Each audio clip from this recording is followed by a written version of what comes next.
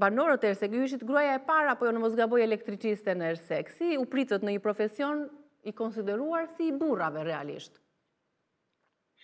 Po fillimisht si grua ku kam filluar në një zonë që është paksa më larg nga qyteti i Ersekës.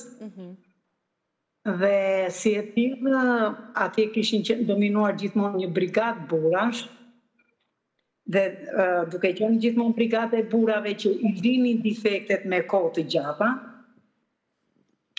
zhgënjimi ishte të këta banorë dhe nuk mendonin se unë si grua do të bëja diçka. Madje dhe kur e kërkoja punën, thoshin është e pamundur, sepse ne kemi burra dhe nuk e përballojnë, e jo ti që është terreni i vështirë. Dhe ndërkohë unë thosha që unë dua punën. Për sa i përket përgjegjësisë, ajo le të qëndrojë tek unë. Dhe fillimisht kur kam bërë defektin e parë dhe shumë ishin nga ata burrat që isha në një fshat, dhe thanë, si ka mundësi ti grua? Dhe unë i thash, si ka mundësi që gratë tuaja bëjnë çdo zgjidhje në shtëpi, kështu që është vështirë për ta parë gruan që është e pamundur.